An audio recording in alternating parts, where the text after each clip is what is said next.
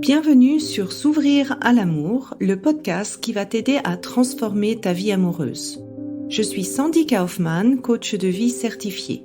Sur ce podcast, je t'aide à comprendre et à changer tes mécanismes en amour afin de rencontrer la personne qui te correspond et construire une relation de couple épanouie.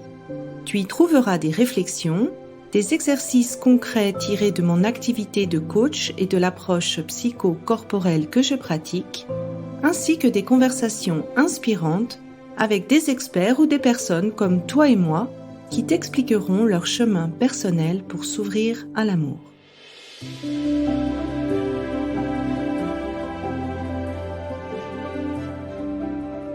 Tu écoutes un épisode bonus de S'ouvrir à l'amour, pourquoi il faut changer les schémas amoureux par le corps.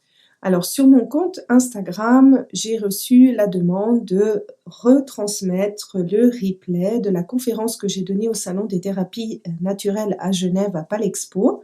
Et je me suis dit, pourquoi pas aussi t'en faire profiter sur le podcast. Donc c'est un enregistrement un petit peu spontané comme disent les Zurichois, parce que ça me tenait à cœur vraiment de réexpliquer pourquoi des fois on a cette sensation de ne pas arriver à changer les schémas amoureux alors qu'on a déjà fait beaucoup de travail en thérapie, en mindset, qu'on a lu beaucoup de livres de développement personnel et ça me tenait à cœur d'essayer de l'expliquer en quoi en fait le corps bypass tout ce travail-là et que ça veut pas dire qu'on va pas en profiter, mais que le corps finalement a d'abord besoin de se sentir en sécurité pour arriver à ce que la tête puisse utiliser en fait tous les outils qu'on apprend par le biais du mindset, du développement personnel, du coaching, etc., etc. Donc voilà, j'espère que cet épisode de bonus te plaira. Ça te donne déjà un avant-goût de ce que tu vas entendre un petit peu plus l'année prochaine. L'année prochaine, je vais vraiment dans le podcast insister sur le corps. Tu vas beaucoup entendre de la théorie polyvagale, tu vas beaucoup entendre de comment ton système nerveux autonome influence ça et aussi des outils que tu peux utiliser pour réguler tout ça.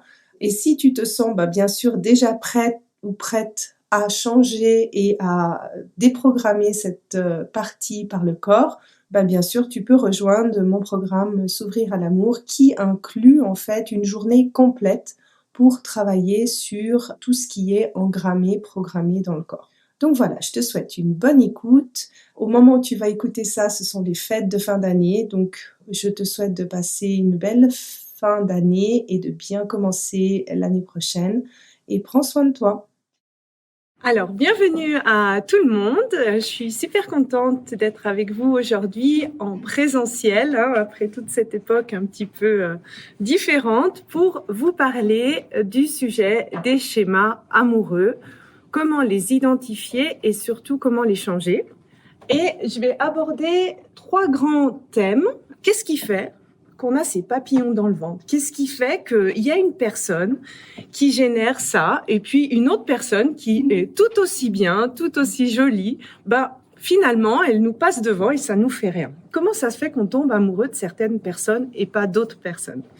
Le deuxième, et c'est peut-être quelque chose d'un peu différent de ce que vous avez entendu, pourquoi, en fait, tous ces schémas amoureux, toutes ces choses qu'on a l'impression de répéter en amour, pourquoi c'est pas sauvé là, mais que c'est sauvé dans notre corps? Et je vais parler de la théorie polyvagale à ce sujet, et après, aller un petit peu plus en pratique, quelles sont les expériences finalement qui font qu'on se crée un schéma amoureux ou pas? Souvent, en fait, je reçois ces 2 types de questions en amour. Le premier cas de figure, c'est quand quelqu'un, il n'arrive pas à avoir une relation qui marche et puis la personne, elle vient vers moi, elle me dit « Mais Sandy, mais je comprends pas pourquoi j'attire des personnes qui sont indisponibles, des personnes qui veulent pas s'engager, des personnes qui… » Je vous laisse finir la phrase. Alors que moi, mon seul rêve, c'est d'être en couple, c'est d'être heureux, c'est d'avoir une relation dans l'échange, dans la bienveillance. Ça, c'est le premier cas souvent qu'on me pose comme question. Puis le deuxième, c'est « Sandy, je vois qu'il y a un lien avec mon passé. ce qui s'est passé dans mon enfance, je vois qu'il y a un lien. Je répète quelque part, même des fois, ce que mon père ou ce que ma mère a fait.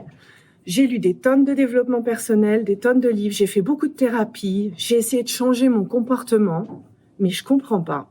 Les résultats, ils sont pas là. Et puis souvent, je réponds, si t'as pas les résultats que tu veux, c'est peut-être que tu essayes de changer quelque chose au mauvais endroit. Pas très sympa, hein. Mais personnellement, en fait, j'étais dans ce cas. Ces 2 questions que je vous ai montrées avant, c'était mes 2 questions. Au tout début, en fait, quand j'ai commencé à tomber amoureuse, j'ai répété, en fait, le même schéma pendant plus de 7 ans. J'avais un schéma assez sympa, c'est-à-dire que mes partenaires, ils me quittaient pour une autre. Et puis, en général, avec l'autre personne, ça marchait super bien. Donc, au départ, je me suis dit, mais pourquoi avec moi, ça marche pas? Et pourquoi ça marche avec les autres? Alors, parce que moi, je voulais vraiment une relation. Alors, la première fois, un de perdu, 10 de retrouvé, vous connaissez le dicton. J'étais encore assez jeune, je me suis dit, pas de problème, c'est lui la faute, c'est à lui le problème, non? Deuxième fois, troisième fois, et là, je me suis dit, il y a un problème. Et je voyais qu'il y avait quelque chose, potentiellement un rapport, en fait, avec le divorce de mes parents, qui ont divorcé pas vraiment d'une manière très diplomatique, c'était un divorce assez conflictuel. Donc, je me suis dit, peut-être que ce divorce-là, en fait, ça influence ma manière de voir l'amour quelque part et qu'il y a un lien. Donc, j'ai commencé beaucoup de thérapie, j'ai pris conscience peut-être de mes modèles d'attachement. Et puis, sincèrement, à la fin de chaque relation, je me posais la question, je partais pas du principe que c'était l'autre qui était le responsable. Je me suis dit, mais qu'est-ce que je peux changer? Est-ce que je choisissais mal le partenaire? Est-ce que j'étais trop exigeante? Est-ce que j'étais pas assez exigeante? Enfin, je partais dans tous les sens et j'essayais vraiment à chaque fois de me dire, OK, ça n'a pas marché, j'essaye autre chose. Et vraiment, ça ne changeait pas mes résultats. Et le pire dans tout ça, c'est que ça empirait. C'est-à-dire qu'au bout de la 5e, 6e, 7e fois, quand mon partenaire que je venais de rencontrer me répondait pas, un SMS, direct, il y avait la boule au ventre. Et là, je paniquais. Dans ma tête, c'était le scénario du pire.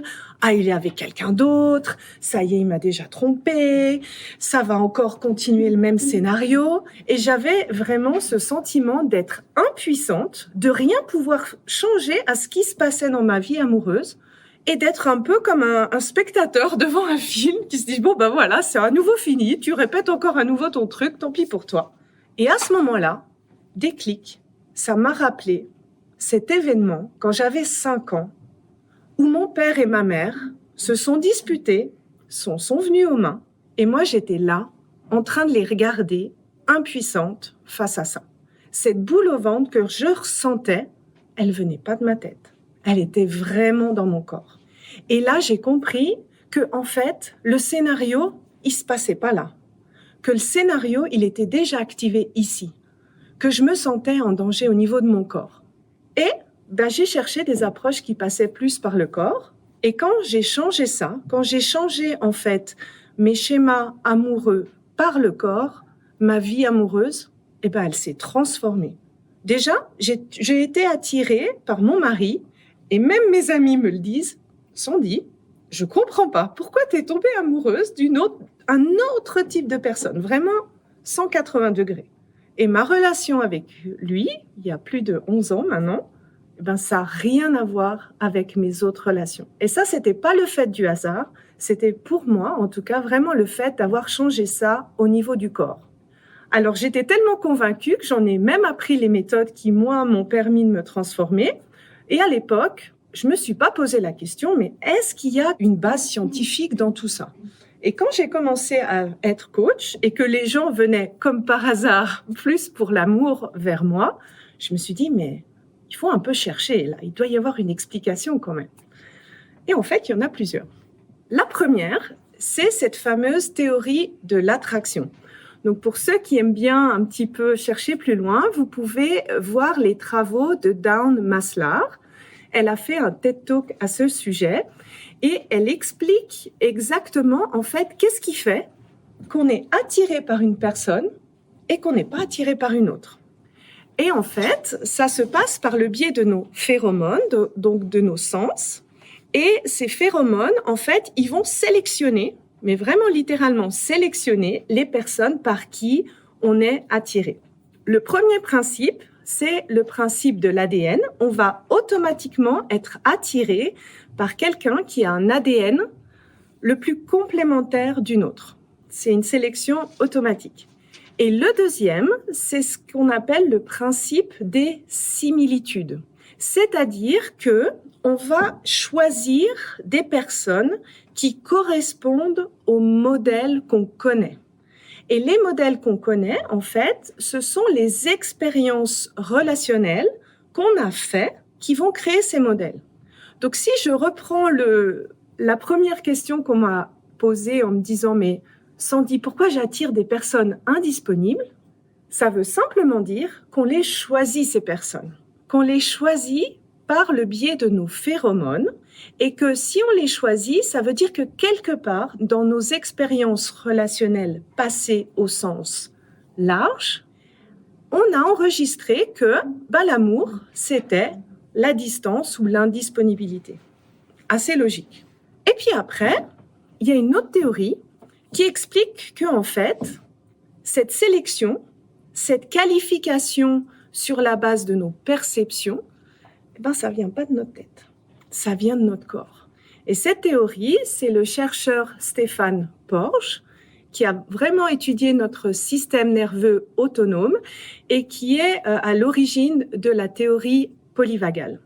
La théorie polyvagale, beaucoup de personnes appellent ça aussi la manière ou la capacité à se connecter ou pas, ça dépend qu'est-ce qu'on a enregistré, avec les autres.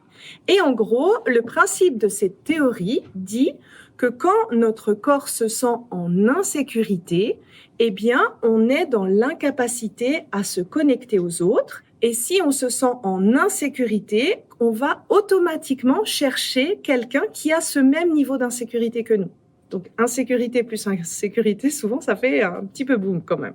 Alors, comment on arrive à, finalement, par notre système nerveux autonome, évaluer comment on peut se connecter aux autres? Alors, pour ceux qui ont déjà vu des bébés, au moment de la naissance, moi, quand je regarde mon fils, vraiment, quand il est né, au départ, c'était assez basique. Dodo, manger, et si un des deux était pas fait, il allait crier, il allait pleurer, il allait dire, bon là, j'ai besoin de ça.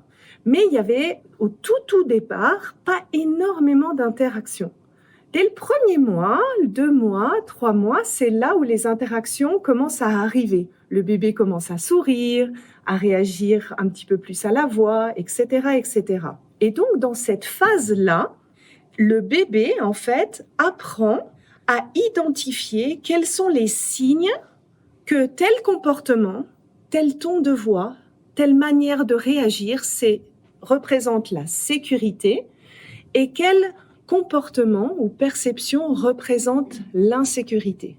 Et donc, si vous voulez, le bébé, il se fait une base de données de toutes ces perceptions-là.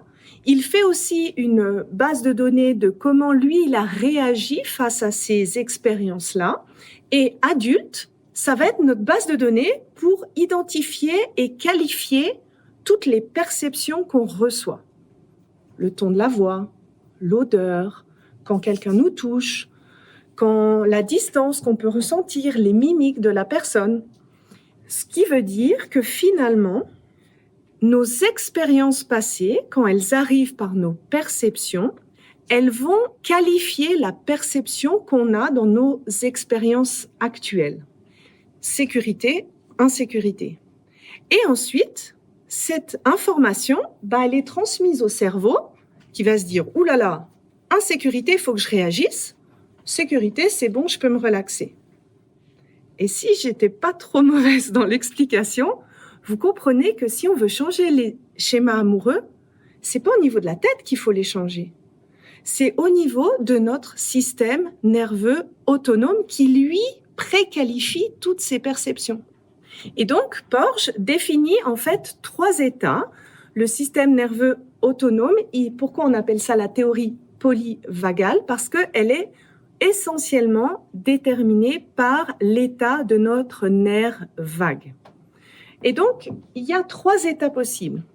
Le nerf vagal ventral, quand on se sent dans le nerf vagal ventral, en général, on respire bien, on est ouvert avec les autres, on peut sentir un peu cette chaleur qui nous donne envie naturellement de nous connecter avec les autres, on se sent accepté, on se sent aimé, on se sent libre d'être soi et que les autres soient aussi eux-mêmes, et c'est quelque chose qui arrive assez naturellement. Mais il y a 2 autres états. Il y a le système sympathique qui est déjà un premier niveau de stress. Alors, le système sympathique, la respiration commence un peu à s'accélérer. On se dit là, peut-être que s'il y a un petit ours qui passe, il va falloir un petit peu partir ou bien l'attaquer. Donc, dans le système sympathique, on va aller en mode fuite ou en mode combat. Et à ce moment-là, c'est un petit peu plus difficile d'être en interaction avec les autres. On pense plutôt à sa survie que se dire, tiens, je vais aller boire le café, puis je vais échanger avec la personne en face de moi.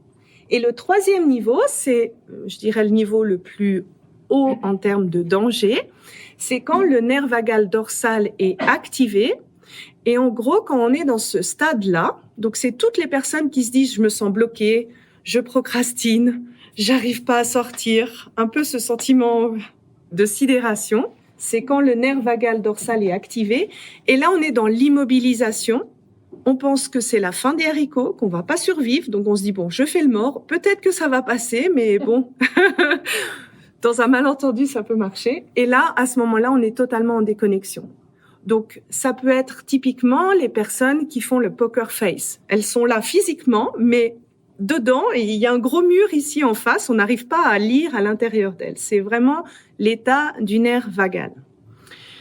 Ces 3 états, ils sont là et ils sont bien d'être là. C'est-à-dire que quand on n'a pas eu d'événements trop traumatisants dans le passé, ça nous permet de gérer les différents stress, en fait, qu'on a dans la vie. Donc, on passe un petit peu du sympathique au dorsal et après, on revient dans un niveau ventral. Là où il y a un souci, en fait, c'est quand nos expériences passées ont tellement déréglé notre système nerveux autonome que finalement, on va passer à un niveau par défaut qui n'est plus le ventral, mais qui est un des 2. Le problème, c'est que quand on a un des 2 là, notre capacité de connexion aux autres va être difficile. On va toujours se sentir en danger vis-à-vis des autres ou en danger d'être soi vis-à-vis des autres. Ça va nous mettre dans la méfiance, ça va nous mettre dans « je préfère quoi peut-être tenir l'amour ou tenir les relations à distance ». Qu'est-ce que ça va aussi influencer? C'est en fonction des perceptions qu'on a reçues de nos différents sens, peut-être que quelqu'un va passer beaucoup plus vite au sympathique ou beaucoup plus vite au nerf vagal dorsal à cause de ces expériences. Et 3e effet, c'est que quand on est en activation, c'est-à-dire que quand on se sent en insécurité sur la base des expériences passées qu'on a eues, on va avoir plus de mal à redescendre dans un sentiment de sécurité. Et là, peut-être la question qui va venir, je ne sais pas, c'est vous vous dites, mais et la tête dans tout ça? On a quand même une tête, ça sert à quelque chose. Qu'est-ce qui fait, pourquoi il y a du coaching? Je suis aussi coach, pourquoi il y a du développement personnel? Pourquoi on nous dit de travailler sur le mindset? Ça doit quand même avoir une utilité. Oui, ça a une utilité, mais ça dépend à quel moment. 80% des informations qu'on reçoit passent du corps à la tête. 80%. Parce que l'objectif, c'est notre survie. L'objectif primaire, en fait, de notre corps, c'est d'assurer notre survie. Être heureux, c'est une option en plus. 20% viennent de la tête et vont vers le corps. Et une autre personne qui a aussi beaucoup recherché dans la théorie polyvagale, il explique en fait que c'est le problème du cavalier avec son cheval. Alors le cavalier, c'est la tête et le cheval, c'est le corps. Donc si vous regardez les concours hippiques, je crois que la semaine prochaine, il y a des concours, les cavaliers, quand le cheval se sent en sécurité, ils arrivent quand même à faire pas mal de choses sympas. C'est-à-dire qu'ils leur font faire des sauts, des acrobaties. Ça fait vraiment, ils font une équipe et ils arrivent à aller encore plus loin que ce qu'on arriverait d'habitude. Ça, c'est quand le cheval, il se sent en confiance, en sécurité dans son environnement et avec son cavalier. Là où ça se corse, c'est quand le cheval, il se sent pas trop en sécurité. Le cavalier saura beau être un super cavalier, prêt, motivé, avec de la volonté. Si le cheval a décidé de cabrer et de prendre la poudre d'escampette, le cavalier aura pas trop un pouvoir d'action. Et finalement, en fait, c'est exactement la même chose entre la tête et le corps. Ça veut dire concrètement en amour que c'est pas toujours un problème de volonté, c'est pas toujours un problème de vouloir être heureux en amour, c'est d'abord et principalement si mon corps arrive à se sentir en sécurité avec les autres. Et après, tout le mindset, tout ce qu'on fait, toutes les prises de conscience, la manière de communiquer, ça a un impact. Donc si je reprends mes 2 questions du départ, en fait, c'est un problème de cerveau rationnel versus mon système nerveux autonome. Dans le premier cas, en fait, la personne, elle veut une relation, donc là, la volonté, le désir, l'envie, c'est cerveau rationnel, mais elle attire quelqu'un d'autre. Les phéromones, donc ce qu'on perçoit, qui est influencé par le système nerveux autonome, qui lui est influencé par nos expériences passées. Même chose, dans l'autre cas de figure. La personne, elle a des prises de conscience. La personne, elle veut changer rationnellement ses comportements. Décision de la tête, super. Le problème, c'est que pour cette personne, c'est pas sauvé là. C'est sauvé au niveau de son corps, au niveau de son système nerveux autonome. Donc finalement, c'est quoi un schéma amoureux? C'est pas une pensée limitante. C'est un engrammage dans le corps. C'est en effet basé sur des expériences stressantes. Ça qualifie mes expériences actuelles, un petit peu les lunettes avec lesquelles je vois la vie actuellement. Un petit peu comme moi qui paniquais avec le SMS qui n'arrivait pas. C'est sauvé dans le corps, particulièrement au niveau du système nerveux central. Et ça explique les résultats en amour et toutes les surréactions où on se dit « mais pourquoi j'agis comme ça alors que dans ma tête, j'ai quand même envie d'agir autrement ?» Bien sûr, c'est basé sur notre perception. C'est ce qui explique pourquoi dans une famille, des fois, on a un frère et une sœur et puis on se dit « mais mon frère ou ma sœur, ils sont plus cool dans certaines situations que moi. Pourquoi ?» C'est la perception que l'enfant a eu de l'expérience. Deuxièmement, ça ne veut pas forcément dire que on est obligé d'avoir eu une enfance traumatisante, dramatique pour avoir des schémas amoureux sauvés dans le corps. Ce qui va générer de l'insécurité, c'est la perception de ce qui nous a stressés.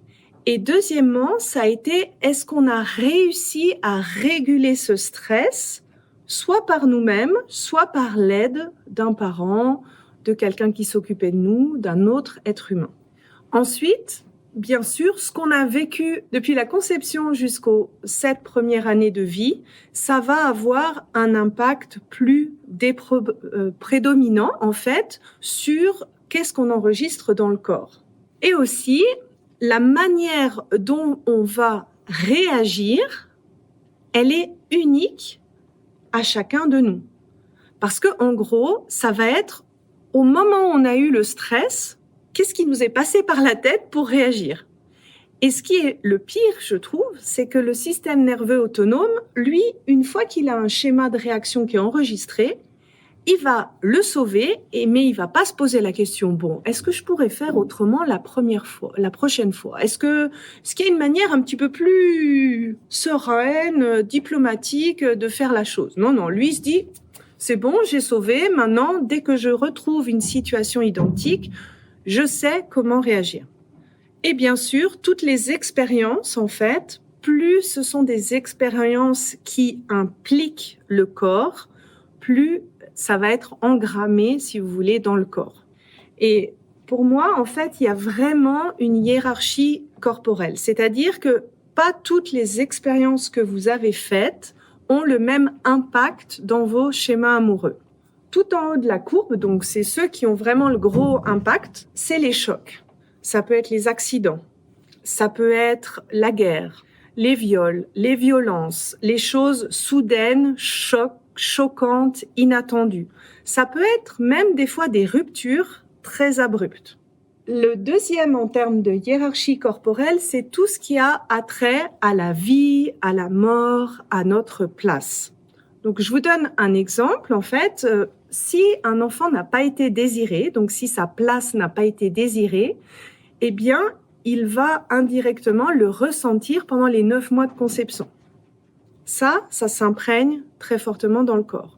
Comment la naissance s'est passée, si on a eu besoin de faire une césarienne, les forceps, si l'enfant a été bloqué, si l'enfant avait le cordon ombilical autour du cou, en fait, tout ça, ça crée un stress au niveau du système nerveux autonome.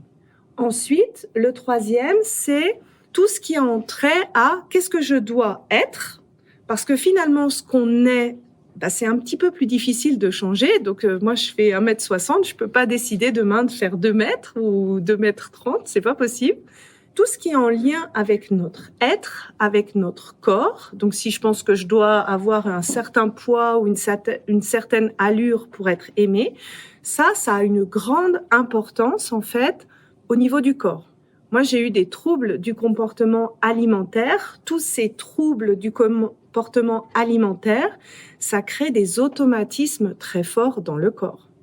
Bien sûr, les parents, et dans les parents, j'inclus toutes les personnes qui se sont occupées de nous.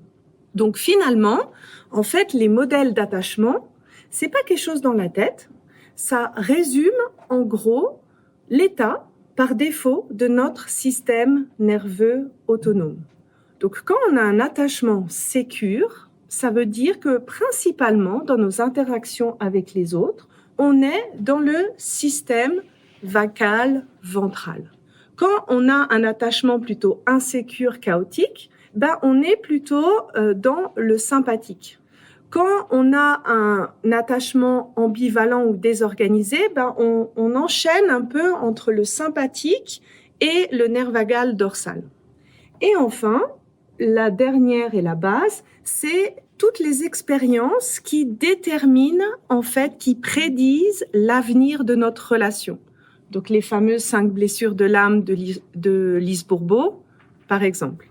Alors, peut-être pour donner des exemples à différents endroits, je vais vous donner l'exemple tout en haut. J'ai une personne que j'ai accompagnée, elle est venue et elle comprenait pas, en fait, pourquoi l'amour restait à distance. À chaque fois, elle essayait de commencer une relation, ça marchait pas. Et en creusant, en fait, dans son passé, elle m'a parlé d'un accident de vélo. Et plutôt un événement, on va dire, positif, parce qu'elle s'est auto-sauvé la vie. Donc, elle est tombée en vélo dans un rond-point et elle a eu le réflexe de prendre le vélo et de se mettre à côté du rond-point. Donc, elle a pas été percutée par une voiture. Donc, c'est plutôt comme ça, si on se dit, c'est génial, elle s'est sauvée la vie, etc. Mais en fait, qu'est-ce que ça avait enregistré au niveau de son système nerveux autonome? C'est que les autres sont un danger. Et elle le ressentait même physiquement, c'est-à-dire que si quelqu'un venait de derrière et lui disait coucou, elle sursautait. Et donc, pour elle, en fait, on a dû travailler sur 2 choses. La première chose, ça a été de désactiver cette réaction. Donc, on est allé dans la mémoire qu'elle avait, qu'elle se souvenait de l'événement. Et pendant qu'elle se souvenait de l'événement, j'essayais de voir, en fait, à quel endroit du corps, par quel organe, il y avait une réaction. Il y avait soit une mobilisation, soit au contraire, un durcissement, une immobilisation. Et on a désactivé un peu cette réaction. Quand le corps et le système nerveux autonome n'étaient plus en danger, il y a comme une espèce de relâchement, on est relax, on est bien. Et là, c'était un signal, en fait, que c'était désactivé. Et la deuxième chose que j'ai fait, en fait, avec elle, c'est de éliminer, en fait, toutes les émotions qu'elle avait ressenties à ce moment-là, qu'elle n'avait pas pu vivre à ce moment-là, parce que si elle commençait à pleurer et à penser à sa douleur, elle n'aurait pas eu le réflexe de prendre son vélo et d'aller sur le côté, de sortir tout ce qu'elle avait accumulé de l'accident, qu'elle n'avait pas pu accumuler, et qui tournait en rond, et qui faisait que son système nerveux autonome, il était constamment en alarme. Elle a changé ça, elle a rencontré quelqu'un. Si je peux donner un autre exemple par le corps, un exemple qui peut paraître anodin. Une autre personne que j'ai accompagnée quand elle était petite, elle passait souvent ses 2-3 heures à table parce qu'elle devait manger ses épinards. Les parents lui disaient « Non, c'est important que tu manges des légumes, tu dois manger des épinards. » Alors au départ, elle a dit non. Au départ, elle a crié, elle se roulait par terre et tout, mais au bout d'un moment, elle comprenait qu'elle pouvait pas se rouler par terre ou crier, ça changeait pas le résultat. Donc, elle les mangeait, ces épinards. Et ça lui donnait envie de vomir à chaque fois. Elle s'en rappelait, elle avait vraiment l'image des épinards et de la scène. Et en fait, dans ses relations amoureuses, elle acceptait l'irrespect. L'irrespect, pour elle, c'était une preuve d'amour. C'était comme ça que l'amour était. Et ça venait de cet exemple des épinards. Donc, vous voyez que c'est vraiment impactant par rapport à la perception qu'on a eue du passé. Un autre exemple, par rapport à la vie, à la naissance, la personne, elle est née, en fait, à un mauvais moment pour les parents. Ils étaient très jeunes, ils n'avaient pas prévu d'avoir un enfant à ce moment-là. Et donc, ce monsieur, en fait, dans la vie, c'était un super performeur. On n'a jamais dû le pousser, il se poussait lui-même, il arrivait super à avoir des bons résultats dans la vie, mais en amour, ça coinçait. Et il comprenait pas pourquoi. En fait, ce qu'il avait enregistré de sa naissance, c'est qu'il fallait prouver pour être aimé. Et il prouvait tellement, il voulait tellement prouver qu'en fait, à chaque fois qu'il rencontrait quelqu'un, inconsciemment et par son corps, il se disait, il faut que je travaille beaucoup parce que comme ça, ma femme, elle va être contente et je vais lui prouver que je suis digne d'être aimée. Le problème, c'est que sa partenaire lui reprochait exactement ça. Et le dernier exemple que je peux vous donner, c'est au niveau des parents. J'ai une autre personne qui me dit, mais Sandy, je comprends pas, j'attire des hommes. Alors, soit ils ont un hobby occupé tous les week-ends, soit ils travaillent jusqu'à point d'heure, ils ont jamais le temps de me voir, soit là, ces 2 points, ça va, mais ils viennent de sortir d'une rupture, donc ils sont là physiquement, mais dans la tête, ils sont indisponibles émotionnellement, je comprends pas. Alors, on regarde un peu dans son passé, puis on regarde la relation avec ses parents. Alors, elle me dit, moi, je pense, ça vient de la relation avec ma mère. Je fais, ah bon, pourquoi? On avait des conflits, ça marchait pas, etc. Je fais, ok, oui.